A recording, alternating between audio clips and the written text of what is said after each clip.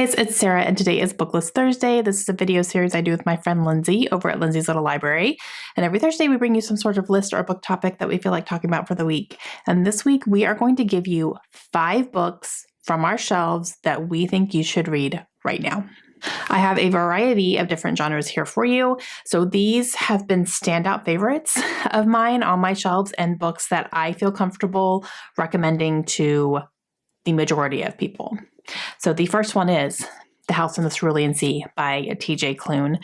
This is a fantasy book that is for adults, but it feels very whimsical and it just feels like a big hug. That's how it made me feel. You are going to fall in love with the children that are in this book. I guarantee it. We are following a man who is a social worker, but he is a social worker for magical orphanages. So these are orphanages that house magical children and they are placed with other families. So he is in charge of making sure that the orphanages are operating correctly and that the children are being cared for and that they're going to the right homes and all that stuff.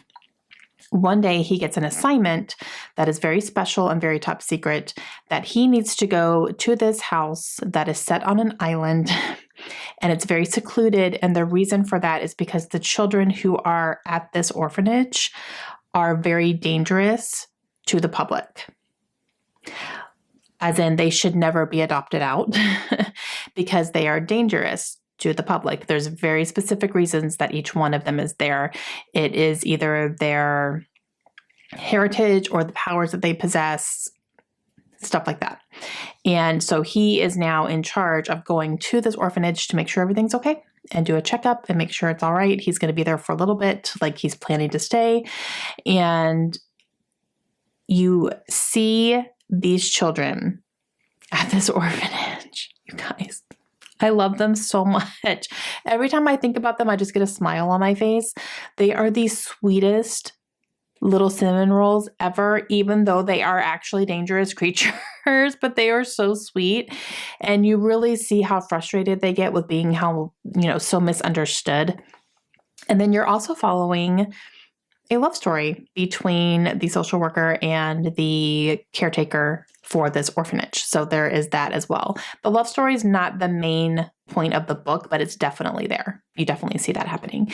And it's so sweet all around. You guys, I love this book with every fiber of my being, and I recommend it all the time. One that I just finished up this past month is Remarkably Bright Creatures by Shelby Van Pelt. This is about a woman who is older. She's in her 60s or 70s. She is working as a janitor at an aquarium, and she ends up forming this bond with a giant Pacific octopus named Marcellus. And you see this bond start to form between these two, and you see the trust that starts happening between these two. There is also humans in her life who are a factor in this story.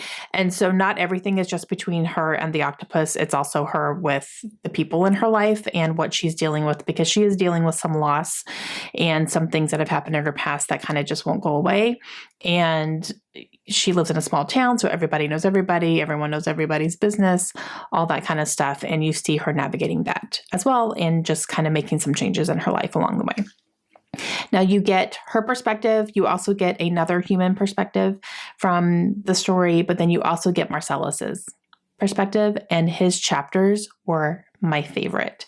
He is so snarky and pretentious and knows that he's more intelligent than these silly humans. And the observations that he makes about humans are hilarious. And yeah, so it's just fantastic. I loved every single minute of this book. It was great all around. All of it was great. Okay, so the one book that I always recommend if people are looking to start getting into epic high fantasy, but they're nervous about it, but they want to, the one that I always recommend is Misborne by Brandon Sanderson. I have a bookmark in here because I'm currently rereading it. I'm rereading it right now because I'm starting in the Cosmere and I'm starting from the beginning, and I wanted to reread this book because this is the only one in the Cosmere that I have read so far from Brandon Sanderson, and I really just wanted to revisit this and then keep going. So I'm reading this for the second time, and it still holds true that this is an epic high fantasy story, completely made up world, completely made up magic system, and it's very easy to understand and very easy to follow. And the way that he writes is very, very approachable, especially in this novel here and this series. And you can read this and completely understand everything that you're reading. It's dense without being too dense and without feeling like you need to take notes and you need to like look things up and do all that stuff. That you don't have to do that with this one. This one is, again, just very approachable. And the details that he puts in here really make things click for you as you're reading it, because you could start to question something and then he'll add in a detail and you're like, oh, okay, now that makes sense. Got it. So very, very approachable as far as epic high fantasy. If you want to start getting into it, this is always the one that I recommend that you start with. So this follows a girl named Vin. She is living in this world where she's an orphan and she is really on her own. She's kind of surrounding herself with a gang of thieves, and that's just really kind of how she's making her living. She doesn't have a whole lot of other choices because this is a world where it's being ruled by an evil empire. Like the war is already done. The bad guys have won and they are in charge. And you're seeing the effect that that has on this society. And she ends up in a situation where she joins a rebel group who is deciding that they are going to overthrow this evil government. And you see her learning to wield magic in a certain way. And the magic system in here is so cool. It's so cool. The genius of it is astounding to me. And reading this over again, it's almost like reading it for the first time again, which I'm really happy about because it's been a few years since I've read this. And I do remember a lot of it, but at the same time, I'm like, oh yeah, that's how that got introduced. And oh yeah, that's how this works. And I'm just loving it all over again. So big recommend for me all the time. Okay, a historical fiction that I recommend is The Huntress by Kate Quinn. Now, Kate Quinn is a very prolific historical fiction writer. I think she's most known for the Alice Network. And this is one of hers that I read that I absolutely loved. And I don't hear a whole lot about it. So I wanted to make sure that this is the one that I recommend.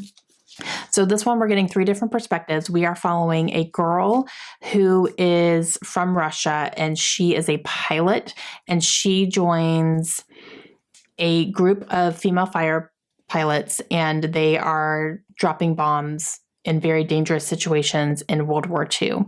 And this female fighter pilot group is based on a real group that was an actual thing. So we're getting her story about where she is and what she's doing. We are also getting a war correspondence story as well from a male perspective. And he is trying to track down the woman who has gone missing or fallen off the face of the earth. And she is responsible for a lot of war crimes during World War II. And he is trying to find this woman because apparently she's still alive and he wants to make sure that she's paying for her crimes. We are also following a girl who is living in Boston, and she has taken over her father's bookstore, I believe, or thrift store. It's been a while. I think it's a thrift store or an antique store or something like that. And she has some ties to a lot of these situations as well. And you kind of see how they all tie together. And I absolutely loved this book. I thought it was fantastic. It was thrilling. I loved all 3 perspectives. There wasn't even one that I preferred over the other. I thought they were all great, and the way that they came together was great as well. And I just absolutely loved her writing. And the last book that I recommend to a majority of people, even if it's not a genre that you normally gravitate towards, I still recommend it. And that is Project Hail Mary by Andy Weir.